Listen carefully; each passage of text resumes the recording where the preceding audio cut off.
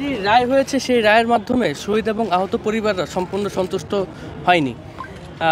আমাদের ৩ নম্বর যিনি আসামি ছিল সাবেক আইজিপি চৌধুরী আব্দুল আল মামুন, তার যে রায়টি হয়েছে ৫ বছরের কারাদণ্ড, সেই রায়টি শহীদ পরিবাররা এবং আহত পরিবাররা এই রায়টিতে সন্তুষ্ট হয়নি।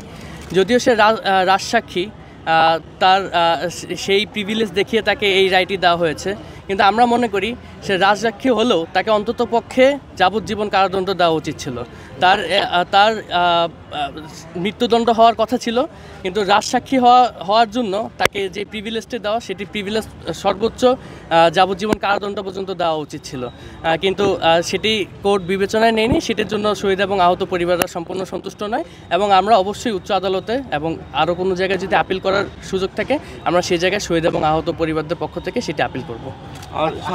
শেখ হাসিনাকে ফিরিয়ে দেওয়ার ব্যাপারে কি কোনো আপনাদের অবজারভেশন আছে?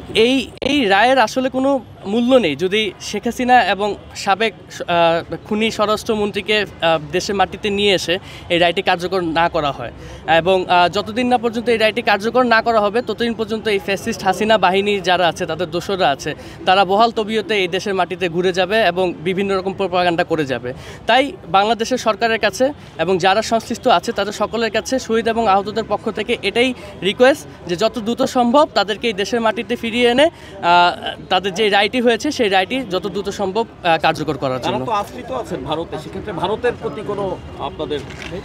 ভারতের প্রতি মেসেজ থাকবে একটি, যে একজন ফ্যাসিস্ট, একজন খুনিকে আপনারা আপনাদের কাছে না রেখে আপনারা যত দ্রুত সম্ভব তার নিজের দেশের মানুষদের কাছে ফিরিয়ে দেন।